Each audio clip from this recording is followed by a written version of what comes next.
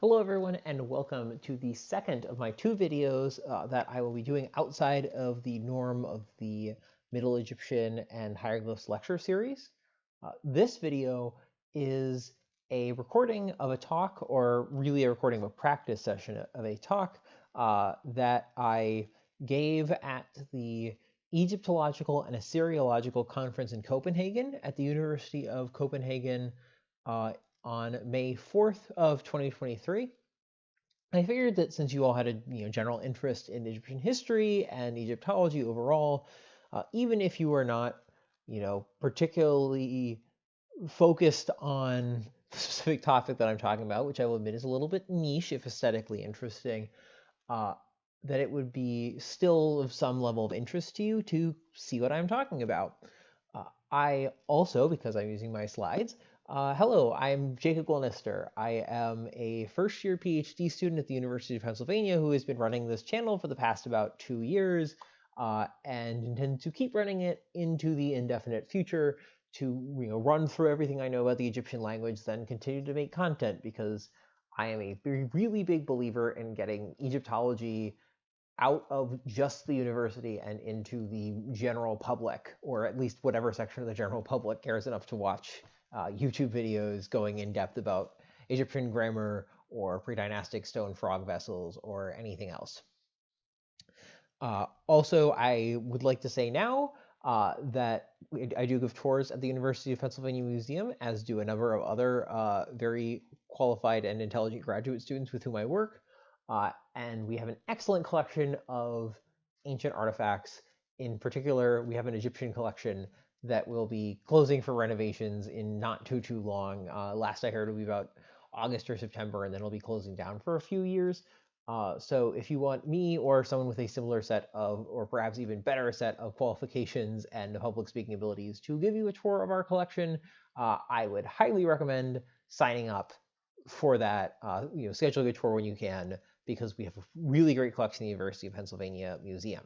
Anyway, personal introductions and shilling for my workplace aside, I want to talk to you today about predynastic stone frog vessels. Now, first of all, to kind of clear up what I mean by that, the predynastic period in Egyptian history is the entire period before Egypt was unified as a single country. So around 3000 BCE, almost exactly, a king, probably a guy named Narmer, unified Egypt into a single state. There are some asterisks there. We're not going to go into all that now. Anything prior to that, but after Egypt had kind of developed into, an agricultural society with sort of complicated material culture, we call that the predynastic. So that's like, I don't know, depending on where you want to draw, 5,000, 4,000 BC to 3,000 BC. And specifically, what I'm going to be talking about is some material from the end of the predynastic. If you want to use the technical terminology, it's the Naqada 2D to 3A periods. Less technically, this is about 3200 to 3100 BCE, roughly around the point when Egyptian society is starting to become more complicated and urbanized. They haven't turned into a single country yet. It's still a bunch of little chiefdoms and city-states and that kind of thing. But the features of Egyptian society, as we understand it, are starting to take root. And I'm specifically going to be talking not about those broader societal trends, but about a small handful of very high quality artifacts from that time, ones that I personally find to be particularly beautiful, interesting, and worthy of study. So we're going to be looking at them and what they have, what examples we can find, kind of putting them into categories, and then talking about how they compare with other examples in other areas. Kind of use them as a lens to analyze the extent that Egyptian art was being influenced by contemporary art, in particular in Mesopotamia and the neighboring region of Elam. Now, in addition to the timing, I should mention that these frogs are very tough to kind of geographically distribute within Egypt. It is, we only have a couple of them that have actual provenience, like find site information. So we don't know if they were only in the the couple of sites that they were located at, like Naga Adair and El Mahasna, or if they had a much broader, cross-Egyptian distribution. I kind of suspect the latter, but we only have 4 with an identified find site, so we can't say for certain. And these items are very small and very specialized. They would not have been usable to store like food or drink because you can't, well, and we'll see in a minute, but you can't pour stuff out of them, and they're very tiny. So it would be inappropriate for storing anything you would want in a large quantity. As such, these were almost certainly either cosmetic or medicinal substance containers. And the idea was it's probably something you were taking out with like your finger or with an applicator stick, in my opinion, based on the size of the hole. This is not like long-term storage of food type of container. This is a like makeup jar kind of thing. Without further ado, let's look at some frogs. So this is one of my favorites. It's at the University of Pennsylvania. It is tiny. I'm going to have the dimensions up of all of them. I'm not going to go over all of them, but this one is 3 centimeters tall, 6.1 long, and 4.1 wide. It is made out of marble, and it has been securely provened to a site at El Mahasna. And because these are going to be relevant for our categorization later, I want you to pay careful attention in particular to the fact that our jar has some forward-facing eyes. Its legs are kind of tucked under the body and are just kind of slightly incised in. They stick out a bit. There's a bit of detailing, but there isn't much to them. Same with the back legs, and same with that coiled in position. These are lug-handled jars. That's the name of this element here. And they also have this sort of rimmed top. There's another one that used to be on display in the University of Pennsylvania Museum that I can't find anymore. It may be in storage, it may have been moved somewhere else, but this is the last attested site of it. This one, you'll notice, is quite different. Its eyes look up, its arms kind of stick out at the sides here. And the lug handles, there's one at the back, and there used to be one at the front, it seems like. I don't have it here, but there are aerial photos of this one. And from what I've seen, they would have had 2 handles. And there's another example that's like this. We know this one's from the site of Nakata. We don't know what tomb number exactly, because it wasn't listed in the excavation report, unfortunately. And also, there's just, we don't know the material because, again, I haven't been able to get access to it. Then there's this frog in the Royal Museum of Ontario. It is of serpentine, but otherwise very similar to the example in the University of Pennsylvania Museum. No provenience on this one, unfortunately. Another no provenience frog in Brussels. This one's a little bit wider, but otherwise it's quite similar to the other examples. The eyes are generally forward-facing, though this one's a little weird. This is a very odd frog, I think, to classify, but it's still quite similar, I think, to the University of Pennsylvania one. And then there's another Brussels one that's, very tight to the type of the University of Pennsylvania Museum. I have not been able to find a listing for the material. It's some kind of dark stone, and there's no provenience. This is a frog from the Brooklyn Museum that is listed as being serpentine, although it isn't like a patterned serpentine. Quite small. The eyes are a little spaced out, but otherwise quite like the other examples. As is this rather larger frog of serpentine, also in the Brooklyn Museum. There's one in the Louvre. Aesthetically, the detailing work isn't quite as good, but in general, it looks quite a bit like our other examples. And this one is uniquely in chlorite, but that's another stone. And you may have already noticed this, but the number of the stones are kind of like spotted stones, like stones that have a real patterning in them. And I think that's actually kind of meaningful. There's this one in the British Museum, another heavily spotted stone. In Brescia, this one I think is my overall favorite of all of them, aesthetically speaking. You also note this one in particular is standing on its legs. That's totally unique to this example. Then there's this one in the Hearst Museum, which has a few interesting points about it. It is securely provenance to Naga Adair. It is quite big in comparison to the others. I mean, it's not exactly huge, but it's larger than the others, about the size of a person's hand. it's some of the inlays survive. So there's inlays in the eyes. All of these originally would have had some kind of inlaid eye. I don't know exactly what kind, unfortunately. And they also have this one, and this is unique to this one, has lapis lazuli inlays along the body. Other frog vessels do not have this. And then, of course, you have those kind of sticky out arms and legs here. The same pattern as that University of Pennsylvania frog with the front and back lug handles instead of ones on the side. And yeah, otherwise relatively standard, but all the other features kind of make it stick out very interestingly, I think. There's also this frog in Berlin. Unfortunately, it was last tested in Berlin in 1917, and I'm not totally convinced that it survived the various turmoils that happened in Berlin in the intervening century. I was able to get some of the measurements off of the catalog, but not all of them. It's made out of some kind of dark green stone. There's no provenience, and uniquely, the head's gone. It's just missing. Not because of damage, but it was made that way. The frog kind of ends abruptly where the front legs would start, and it has been polished smooth. There's also an example in the Ashmolean Museum, but I haven't actually been able to get a picture of it, except for the one in the excavation report, which is not really terribly high quality. Like, it's not an actual picture, it's a line drawing, is basically all we have. But from the line drawing, it looks to me like it is front-facing eyes and lug handles on the side, and otherwise we can't really make out any details from that. Although this one does have provenience at Nakata as well. All right, great. Well, that is all of our frogs run through rather quickly. If you want more information, by the way, all these I've listed them with the name of the museum they're at. You go look in the museum collection and you can find them. But I don't want to spend too much time on that because there's more interesting stuff ahead. Previous authors on this have kind of lumped all of the frog vessels together, and I don't think that's actually totally fair.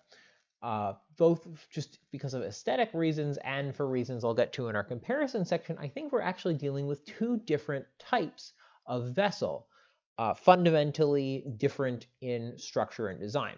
So type 1 is what I like to call unarticulated frogs. More specifically, because their legs are unarticulated from the body and are just kind of incised a little bit into it. So I've chosen the University of Pennsylvania example as our type frog simply because I like it and it's at the museum at which I give tours and work. Though really there are a bunch of good examples of this type. It seems to be the more common type among those that we have found.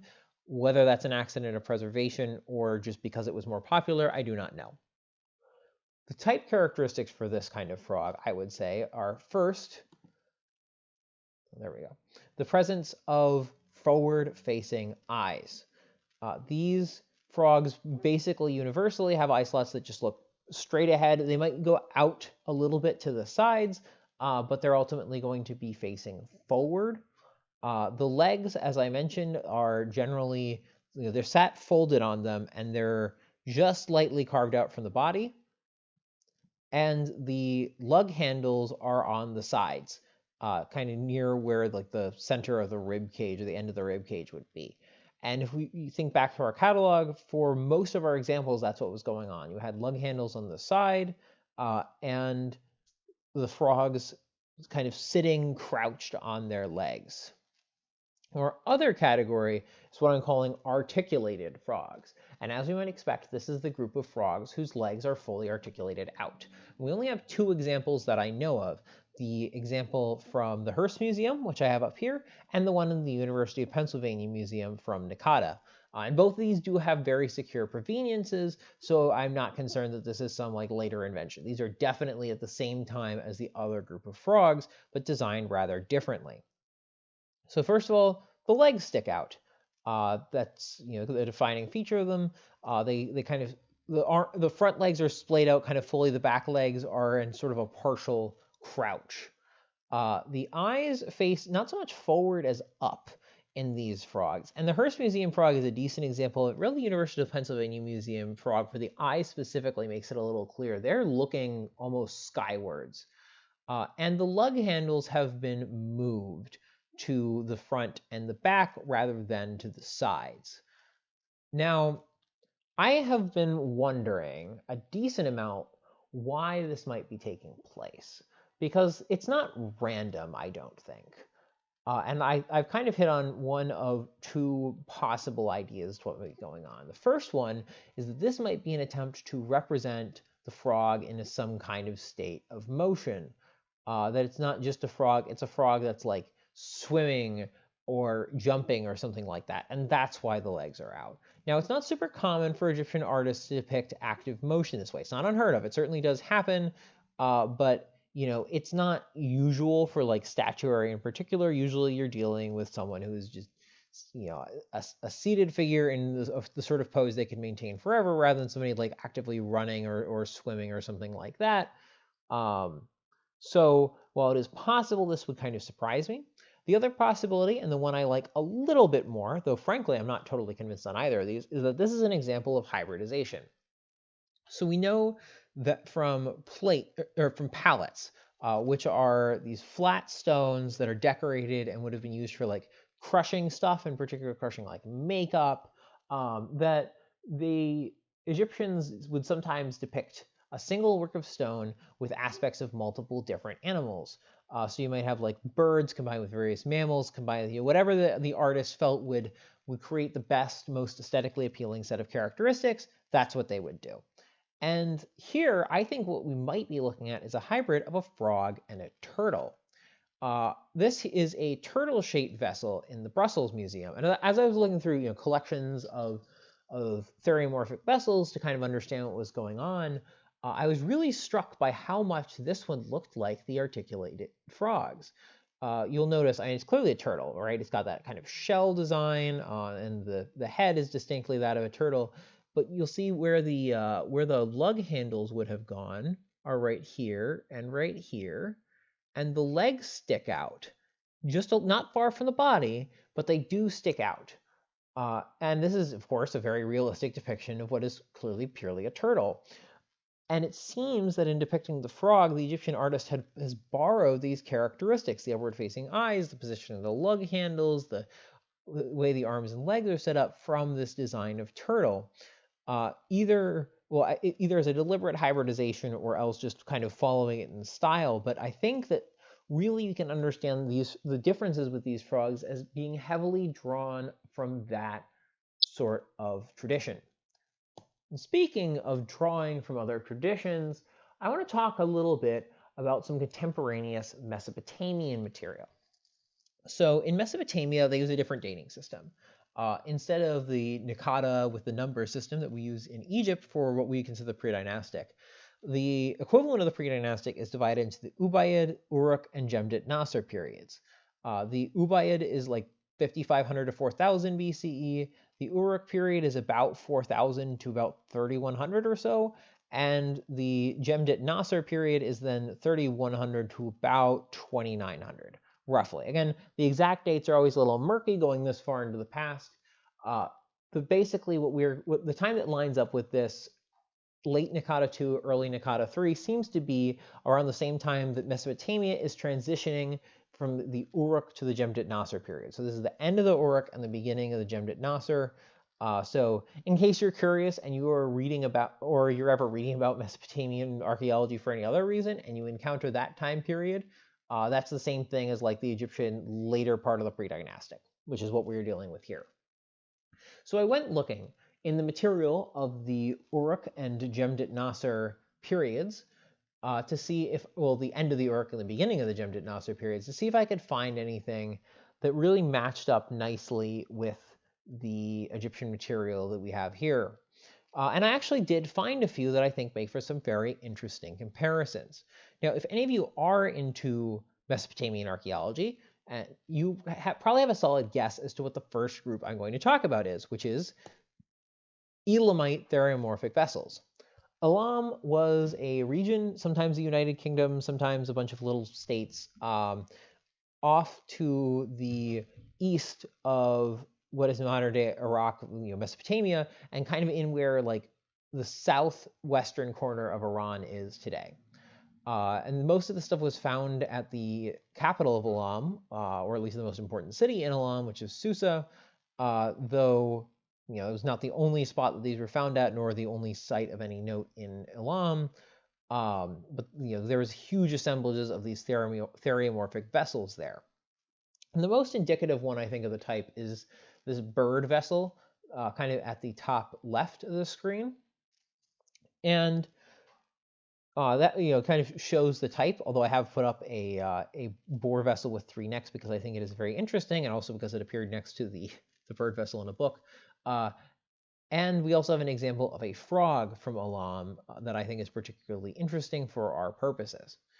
In general, the Elamite theromorphic vessels do share some important similarities with our Egyptian frogs. They are, they're theromorphic vessels, pretty much always depicted in some kind of seated position, with a beaker type thing coming out of their back. There may have been one originally on this one. It looks like there might actually be some breakage where we would expect the lip of the jar to be, but you can see it here and here that they're quite similar in their overall shape. These would have also been elite goods, probably with similar purposes for storing medicines or cosmetics or something like that. But I think there are a lot of really key differences between them and the Egyptian material. So first of all, you'll notice on this bird that there's a lot of texturing on the body. That's something that it tends to happen, not always, but frequently happens with Elamite theriomorphic vessels, is you have some amount of texturing given. Even on this, you can see some of the scour lines, and here you can really make them out quite well, designed to give more of a lifelike texture. And part of the reason is that they mostly are made out of alabaster. Alabaster is a very nice, smooth white stone, but it doesn't have a lot of texture or color to it. It's just, a smooth white stone. And contrast this with what the Egyptians were doing. As I noted, a lot of the Egyptian vessels were done in a very colorful and heavily patterned stone, like breccia or chlorite or serpentine, which kind of exhibit a natural patterning reminiscent of what you might find in an animal. The Elamites did not choose to do this, partially because of stone availability, partially for cultural reasons, and instead chose to carve it in. And this creates really very different styles of theriomorphic vessel, where the Elamites are kind of creating a texture, and the Egyptians are just immediately bringing out the natural texture of the stone by polishing, but not really adding much to it. You can also see a kind of a smaller difference, the one that runs across all these also. Even on the frog, the eyes are all facing very much sideways, and the Egyptians do not seem to have, or did not do this on the frog vessels. I mean, some of this is because the animals themselves have sideways facing eyes, but this is not something characteristic of the Egyptian frogs. And in particular, I do want to draw our attention to that Elamite frog, because I think it makes for a good comparison. You will notice, in particular, the legs are kind of to neither type of the Egyptian one. They're not really sticking out, but they're not incised either. They're there, but they're not super well detailed or carved, and they're not just pressed against the body almost as an afterthought. They're fully fleshed out. Also, the shape of the head is much more triangular than the Egyptians ever seem to have done. The position of the eyes fully at the side. It's a very odd shape for a frog to be in. I don't doubt that this is a representation of a frog. It's just not at all like the Egyptian ones. Not that these are not at all similar, but I think that they are probably distinctly different artistic traditions.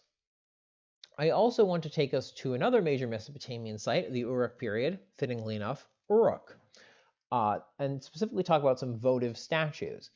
We have a lot of these in the Uruk period. These statues that would have been placed at temples as offerings, and a couple of them are actually frog-shaped. Only one of them is frog-shaped and also in good enough condition to be put up as a photograph for actual comparison, and that is this one. And you can see pretty immediately, it does not look a ton like our frogs from Egypt. It is sharply triangular in shape as opposed to the Egyptian ones that tend toward a more rounded body. The legs go all the way up the back of it. The eyes, they kind of match the looking up eyes of the articulated frogs. They don't look a lot like unarticulated frog eyes. There's also a bunch of holes drilled, and those holes would have been for inlays. And I'm going to take us to our other example from Uruk to show you what those inlays would have looked like originally. But this is a very common practice in Uruk period votive statues, where you have these inlaid pieces of lapis lazuli that you can create texture with. And again, that's not really what the Egyptians often did.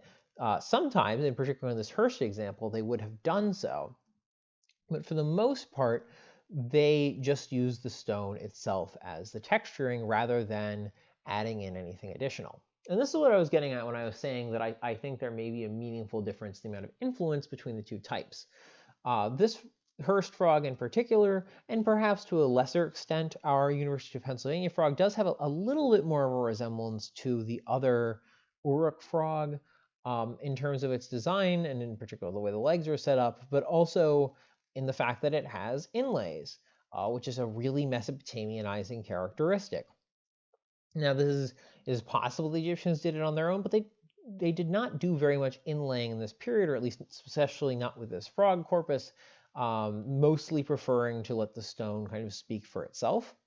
So it is interesting how much this particular frog parallels the Uruk material. I think really, while the general theriomorphic vessel does not necessarily display a huge amount of influence, there is still a little bit going on, and especially for these articulated frogs. Those are really very heavily influenced. Now, I do want to make one important point before we finish, though. This is a rabbit from the Neolithic period. It is 3,400 years older, approximately, than the Egyptian frogs in question, or any of our Uruk period art. And it is a theriomorphic vessel. It's a theriomorphic vessel that looks a lot like the frogs, at least, in an immediate glance. There's details that are different, but that's not the point. The point is that theriomorphic vessels are a thing that people make because they like them intrinsically. I think we just have an inclination as people to like animals, or at least to develop certain cultures that like animals. And if you want to work stone into something that will be really high in value and show off your skills, the intricate details of an animal's body are a great way to do that. So it doesn't surprise me that Egypt and Mesopotamia, when they both were developing into a sophisticated and wealthy culture and creating forms of art for elites, would rapidly stumble upon the idea of creating these theriomorphic vessels without really needing to have influenced each other too much. I think more can be said for similar material conditions than for the actual conversation between the two. In particular, I think that this kind of jar from Egypt already looks a little bit frog-like. I mean, it's because I spent a lot of time looking at the frog statues, but this does kind of look a bit like a frog. I mean, you carve a smiley face and some legs on it, and you're basically there. So effectively, I think what we're dealing with is, while there was some limited Mesopotamian influence on the articulated frogs, the unarticulated frogs represent a basically native Egyptian tradition, and the articulated frogs can really be understood, and in particular the Hearst frog, which shows even more Mesopotamian influence, as a fusion of certain Mesopotamian elements into that native tradition, rather than a fully imported style of working stone or producing vessels. So I hope you've all enjoyed that. That was, I added some additional details because, I'm going to be speaking to an audience of Egyptologists and Assyriologists who don't need to have the Naqatic period or whatever explained. But that gives you an idea of a slightly expanded version of what a conference talk would be like. I really hope you enjoy it. And yes, there will be more regular Middle Egyptian videos coming out in May and June, and I am very optimistic about finishing out the entire language this summer. So thank you and goodbye.